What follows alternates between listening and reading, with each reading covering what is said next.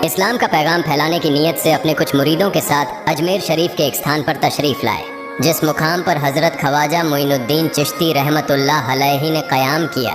वहाँ के करीब ही एक बड़ा तालाब था, जिसे स्थानीय हिंदू लोग अनासागर कहते थे। उस दौर में इस तालाब की वसात और पवित्रता के कारण हिंदू समाज में इसका बहुत एहतराम किया जाता था। उनका यह अकीदा था कि जो शख्स दिन भर गुनाह करने के बाद इस तालाब में गौस्ल करता है, उसके तमाम गुनाह धुल जाते हैं। इसी वजह से वे इस तालाब को हमेशा दियों से सजाए रखते थे। कहा जाता है कि इस तालाब में हर रात दिए जलाने के लिए तकरीबन 3 मन तेल की ज़रूरत होती थी। तालाब की पवित्रता के कारण वहाँ सभी हिंदुओं को दाखिल होने की इजाज़त नहीं थी। सिर्फ आला तबके के ब्राह्मण ही वहाँ गौस्ल कर सकते थे और तालाब के पानी को छू सकते थे। उनका यह मानना था कि अगर ब्राह्मणों के अलावा कोई और तालाब के पानी को छू ले तो पानी नापाक हो जाएगा। हज़रत ख्वाजा मोइनुद्दीन चिश्ती रहमतुल्लाह अलैहि और उनके मुरीद लंबे सफ़र से थके हुए थे। कुछ देर आराम फरमाने के बाद जब नमाज का वक्त हुआ तो ख्वाजा मोइनुद्दीन चिश्ती रहमतुल्लाह अलैहि ने हज़रत बख्तियार काकी रहमतुल्लाह अलैहि को अजान देने का हुक्म दिया। अगर हज़रत बख्तियार काकी रहमतुल्लाह अलैहि ने अजान देना शुरू किया। उस वक्त हिंदुस्तान में तौहीद का पैगाम और अजान के अल्फाज किसी ने नहीं सुने थे। जब लोगों ने पहली बार अजान के अल्फाज सुने तो उनके दरमियान हलचल मच गई। लोग अपने घरों से बाहर आकर एक दूसरे से कहने लगे, ये फ़कीर लोग कहाँ से आ गए और ये क्या पढ़ रहे हैं। अजान खत्म होने के बाद हज़रत ख्वाजा मोइनुद्दीन चिश्ती रहमतुल्लाह अलैहि और उनके साथियों ने अनासागर तालाब पर जाकर वुजू करना शुरू किया। जब हिंदू पुजारियों ने देखा कि एक अजनबी दरवेश उनके मखसूस तालाब का इस्तेमाल कर रहा है तो उनके दिल में गुस्से की आग भड़क उठी। एक पुजारी बोला, ये दरवेश कहाँ से आ गया? बिना हमारी इजाज़त के इसने हमारे पाक तालाब को हाथ लगा दिया। हम इस तालाब को कितना मुकद्दस मानते हैं और इन मुसाफिरों ने इसे नापाक कर दिया है। इसका कोई हल निकालना ही होगा। इसके बाद हज़रत ख्वाजा मोइनुद्दीन चिश्ती रहमतुल्लाह अलैहि ने तमाम साथियों के साथ मिलकर जमात के साथ नमाज अदा की। लोग ये मंजर देखने लगे और कहने लगे, ये तो कोई अजीब फ़कीर है। हमारे मंदिरों में सब देवी देवता मौजूद हैं और ये उनकी इबादत न करके किसी नए खुदा की इबादत कर रहा है। अगर मंदिर के बाहर भी कोई खुदा है तो उसे भी मंदिर में रखा जाना चाहिए ताकि लोग उसकी भी पूजा कर सकें। शाम ढलने लगी। शाम होते ही राजा पृथ्वीराज के ऊँटों के चरवाहे अपने ऊँट लेकर उस जगह पहुँचे। इत्तेफाक से हज़रत ख्वाजा मोइनुद्दीन चिश्ती रहमतुल्लाह अलैहि उसी जगह पर तशरीफ़ फरमा थे जहाँ आमतौर पर राजा के ऊँट आराम किया करते थे। चरवाहों ने देखा कि एक दरवेश का काफिला उनके मुकाम पर आकर बैठा है। उन्होंने हज़रत ख्वाजा मोइनुद्दीन चिश्ती रहमतुल्लाह अलैहि और उनके साथियों से कहा, अरे फ़कीर बाबा, आप कहाँ से तशरीफ़ लाए हैं और यहाँ आकर बैठ गए? क्या आपको मालूम नहीं कि यहाँ रोज़ाना राजा पृथ्वीराज के ऊँट आराम फरमाते हैं? राजा के ऊँट यहाँ आराम करते हैं। ये जानते हुए भी आपने यहाँ बैठने की जुर्रत कैसे की? हज़रत ख्वाजा मोइनुद्दीन चिश्ती रहमतुल्लाह अलैहि ने उन चरवाहों को नरमी से जवाब दिया, बाबा, हम मुसाफिर हैं और अनजान हैं। हमें मालूम नहीं था कि इस मुकाम पर राजा के ऊँट आराम करते हैं। चूँकि हम पहले ही यहाँ रात गुजारने का इरादा कर चुके हैं। तुम अपने ऊँटों को आज किसी और जगह आराम देने ले जाओ। आसपास बहुत सी जगहें हैं। हज़रत ख्वाजा मोइनुद्दीन चिश्ती रहमतुल्लाह अलैहि का जवाब सुनकर पृथ्वीराज के चरवाहे बोले, फ़कीर की हिम्मत तो देखो, कहता है कि राजा के ऊँटों को कहीं और ले जाएं और खुद यहाँ बैठे रहेंगे। फ़कीर बाबा, ये तो हरगिज़ मुमकिन नहीं है। राजा के ऊँट अपने ही मुकाम पर बैठेंगे। यह कहकर चरवाहों ने हज़रत ख्वाजा मोइनुद्दीन चिश्ती रहमतुल्लाह अलैहि और उनके साथियों को वहाँ से उठाने के लिए दुर्व्यवहार करना शुरू कर दिया। हज़रत ख्वाजा मोइनुद्दीन चिश्ती रहमतुल्लाह अलैहि बहुत ही सरल स्वभाव के थे। जब उन्होंने देखा कि चरवाहे दुर्व्यवहार कर रहे हैं तो उन्होंने बख्तियार काकी रहमतुल्लाह अलैहि से कहा, बख्तियार, हम यहाँ बैठकर क्या करेंगे? जब राजा के ऊँटों को यहीं बैठाना है तो रहने दो, ऊँट यहीं बैठे, हम यहाँ से जा रहे हैं। ये कहकर हज़रत ख्वाजा मोइनुद्दीन चिश्ती रहमतुल्लाह अलैहि अपने साथियों के साथ वहाँ से चले गए। अगली सुबह जब ऊँटों को फिर से चरागाह में ले जाने का समय आया तो चरवाहे ऊँटों को उठाने की कोशिश करने लगे, लेकिन बार बार कोशिश के बावजूद वे ऊँटों को उठा नहीं सके, क्योंकि अल्लाह के वली हज़रत ख्वाजा मोइनुद्दीन चिश्ती रहमतुल्लाह अलैहि ने कहा था कि ऊँट यहीं बैठेंगे। अल्लाह रब्बुल आलमीन ने उनकी यह दुआ कबूल कर ली थी और ऊँटों को आदेश दिया था कि जब तक मोइनुद्दीन चिश्ती खुद नहीं कहेंगे तब तक वे यहीं बैठे रहेंगे। इसके बाद चरवाहे ऊँटों के न उठने का कारण जानने लगे। उनमें से एक नेक चरवाहा था जिसने कहा, क्या तुम्हें याद है कि हमने कल यहाँ से एक दरवेश को उठाया था? जाते जाते उन्होंने कहा था कि हम जा रहे हैं, राजा के ऊँट यहीं बैठेंगे। मुझे लगता है कि उनके कहे शब्दों के कारण ही राजा के ऊँट उठ नहीं पा रहे हैं। शायद वह कोई बड़े वली हैं या अल्लाह का कोई अवतार है। इस बात को महामहिम राजा के समक्ष रखते हैं। इसके बाद चरवाहे पृथ्वीराज के पास पहुंचे और हाथ जोड़कर निवेदन किया, महाराज, हमने बहुत कोशिश की, लेकिन आपके ऊंटों को उनके स्थान से नहीं उठा सके और उन्हें चरागाह में घास चराने नहीं ले जा पा रहे हैं। राजा पृथ्वीराज ने आश्चर्य से पूछा, क्या ऊंटों को कोई बीमारी है जिस कारण वे उठ नहीं पा रहे? चरवाहों ने कहा, महाराज, ऊंट पूरी तरह स्वस्थ हैं, उन्हें कोई बीमारी नहीं है। पृथ्वीराज ने कहा, तो फिर वे अपनी जगह से क्यों नहीं उठ रहे? चरवाहों ने कहा, महाराज, कल उस स्थान पर एक दरवेश बैठे थे, हमने उनके और उनके साथियों के साथ काफी दुर्व्यवहार किया और उन्हें वहां से उठा दिया था। जाते जाते उन्होंने कहा था, राजा के ऊंट यहाँ बैठेंगे और उठेंगे नहीं। हमें लगता है कि दरवेश की बद्दुआ के कारण ही ऊंट अपनी जगह से नहीं उठ पा रहे हैं। तब पृथ्वीराज ने हुक्म दिया, अच्छा, जाओ और उस दरवेश को मेरे पास ले आओ। जब हजरत ख्वाजा मोइनुद्दीन चिश्ती रहमतुल्लाह अलैहि पृथ्वीराज के दरबार में पहुंचे तो पृथ्वीराज ने उनसे पूछा, ऐ दरवेश, आपने मेरे ऊँटों को क्यों पंगु बना दिया है? मेरे ऊँट भूखे मर रहे हैं, कृपया अपना जादू उनसे हटा लें। अगर जादू नहीं हटाया तो मेरे ऊँट भूखे मर जाएंगे।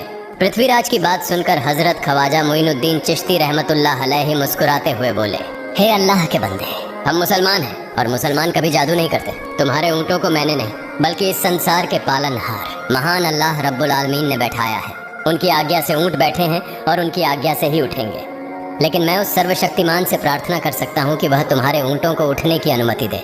इसके बाद हजरत ख्वाजा मोइनुद्दीन चिश्ती रहमतुल्लाह अलैहि ने अल्लाह से दुआ की, हे अल्लाह, इन ऊँटों को उनकी जगह से उठने की तौफीक दें। हजरत ख्वाजा मोइनुद्दीन चिश्ती रहमतुल्लाह अलैहि की दुआ करते ही चरवाहों ने देखा कि ऊँट अपनी जगह से उठकर चरागाह की ओर बढ़ने लगे। यह दृश्य देखकर चरवाहे चकित रह गए और हजरत ख्वाजा मोइनुद्दीन चिश्ती रहमतुल्लाह अलैहि की करामत की खबर पूरे अजमेर में फैल गई। जैसे जैसे हिंदुओं के बीच हजरत ख्वाजा मोइनुद्दीन चिश्ती रहमतुल्लाह अलैहि की करामत की बातें फैलने लगीं और इस्लाम की महानता उनके सामने प्रकट होने लगी, मंदिर के पुजारी भयभीत हो गए। वे सोचने लगे, अगर यही चलता रहा तो सभी हिंदू मुसलमान बन जाएंगे। तब वे पृथ्वीराज के पास पहुंचे और निवेदन किया, महाराज, ये दरवेश हमारे राज्य में अशांति फैला रहे हैं। यदि आपने अभी इनका कोई उचित समाधान नहीं निकाला तो ये दरवेश सभी हिंदुओं को मुसलमान बना देंगे और तब हमारे देवताओं की पूजा करने वाला कोई नहीं बचेगा। आप इन्हें यहाँ से भगा दें, नहीं तो ये हमें यहाँ से बाहर निकाल देंगे। महाराज, हमारे को है बात बचाते हैं। ये दरवेश कहते हैं कि जिन मूर्तियों की हम पूजा करते हैं वे पूजनीय नहीं हैं। उनका कहना है कि ये केवल निर्जीव पत्थर हैं जिनमें कोई शक्ति नहीं है। ये साधारण लोगों को इस तरह की बातें बताकर भ्रमित करना चाहते हैं। सबसे आपत्तिजनक बात यह है कि ये दरवेश हर दिन 5 बार हमारे पवित्र तालाब में हाथ लगाकर उसे अपवित्र कर रहे हैं। पुरोहितों की बात सुनकर पृथ्वीराज ने हजरत ख्वाजा मोइनुद्दीन चिश्ती रहमतुल्लाह अलैहि को बुलाया। जब हजरत ख्वाजा मोइनुद्दीन चिश्ती रहमतुल्लाह अलैहि उनके दरबार में पहुंचे तो पृथ्वीराज ने कहा, ऐ दरवेश, हम देख रहे हैं कि आप गोमाता का मांस खाते हैं और हमारे देवताओं का अपमान करते हैं। हमारे धर्म के बारे में तरह तरह की उल्टी सीधी बातें कर रहे हैं। हम यह सहन नहीं कर सकते। हम यह भी देख रहे हैं कि आप हमारे पवित्र तालाब को अपने अपवित्र हाथों से खराब कर रहे हैं। आप तुरंत हमारे देश से चले जाएं। हजरत ख्वाजा मोइनुद्दीन चिश्ती रहमतुल्लाह अलैहि ने कहा, बाबा, हम लोग तो केवल वुजू करते हैं, नहाते नहीं। अगर पूरी देह के स्पर्श से आपके तालाब का पानी खराब नहीं होता है तो केवल हमारे हाथ और चेहरे के पानी से तालाब अपवित्र कैसे हो सकता है?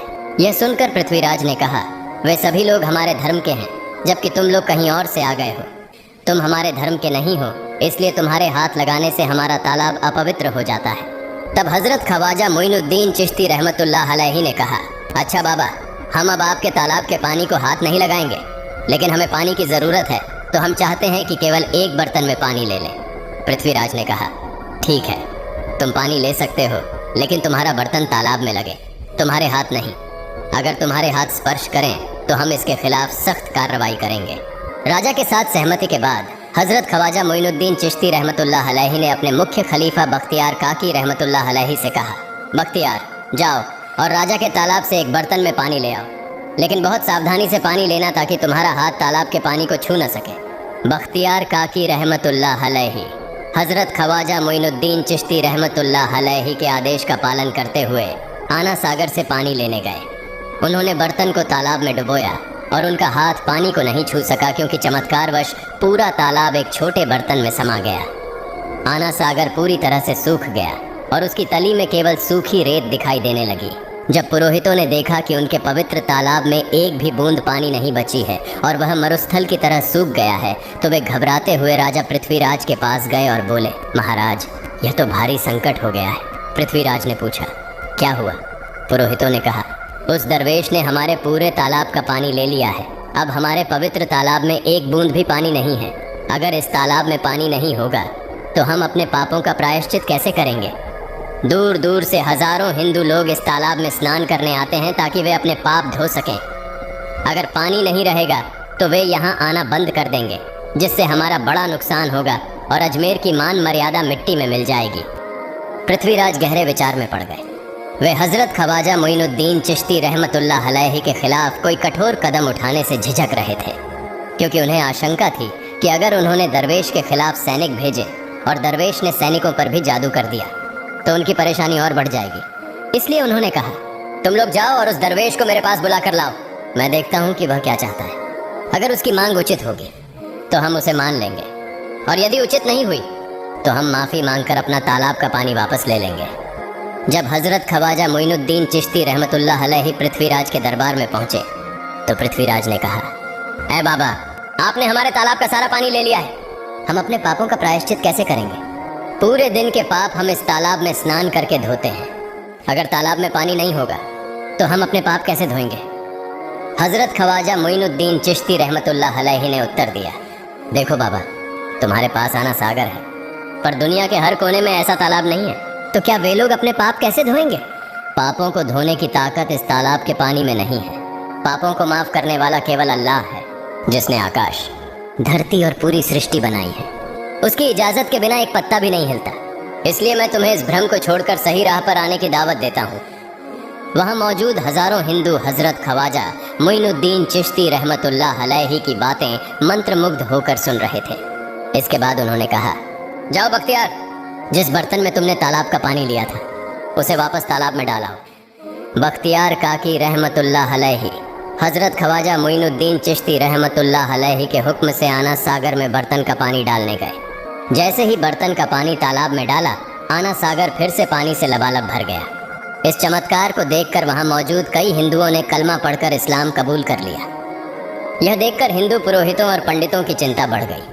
वे पृथ्वीराज के पास गए और बोले, महाराज, यदि अब कोई उपाय नहीं किया गया तो सारे हिंदू मुसलमान हो जाएंगे। पृथ्वीराज ने कहा, मुझे सलाह दो, इस दरवेश का मुकाबला कैसे किया जा सकता है? पुरोहितों ने कहा, यह दरवेश एक बड़ा जादूगर है, इसलिए इसका मुकाबला भी जादू से करना होगा। हमारे बीच एक बड़े पुरोहित और जादूगर रामदेव हैं, उन्हें इसके मुकाबले में भेजें।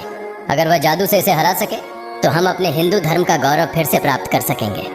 पृथ्वीराज ने रामदेव को बुलाकर कहा, रामदेव, मैं तुम्हें इस दरवेश को जादू से हराने की जिम्मेदारी दे रहा हूँ। अगर तुम उसे हरा सके तो हम अपने धर्म का गौरव फिर से पा सकेंगे। रामदेव ने पृथ्वीराज को आश्वस्त करते हुए कहा, महाराज, आप चिंता न करें, इस दरवेश को हराना मेरे लिए बहुत आसान है। मैं आपके समक्ष हमारे धर्म का गौरव वापस लाकर रहूँगा। इसके बाद रामदेव अपने साथियों के साथ हजरत ख्वाजा मोइनुद्दीन चिश्ती रहमतुल्लाह अलैहि के सामने मुकाबले के लिए पहुंचा। उसने कहा, मोइनुद्दीन, अगर तुम में ताकत है तो मुझसे जादू का मुकाबला करो। मैंने तुम जैसे बहुत से जादूगरों को हराया है। तुम्हें हराना तो मेरे लिए साधारण बात है। हजरत ख्वाजा मोइनुद्दीन चिश्ती रहमतुल्लाह अलैहि ने उसकी बातों का कोई जवाब नहीं दिया।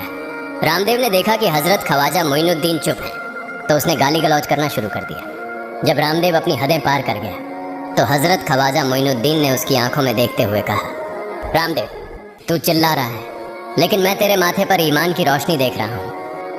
हजरत ख्वाजा मोइनुद्दीन चिश्ती रहमतुल्लाह अलैहि की यह बात सुनते ही रामदेव कांपने लगा, और उसी क्षण अल्लाह रब्बुल आलमीन ने उसके दिल में ईमान की रोशनी डाल दी। रामदेव हजरत ख्वाजा मोइनुद्दीन चिश्ती के चरणों में गिर पड़ा और बोला, हे अल्लाह के वली, मैंने आपके साथ बहुत बेअदबी की है, मुझे माफ़ करें और मुझे कलमा पढ़ाकर इस्लाम की राह दिखाएं। हजरत ख्वाजा मोइनुद्दीन चिश्ती रहमतुल्लाह अलैहि ने रामदेव को कलमा पढ़ाया और उनका नाम रखा मोहम्मद सादिक।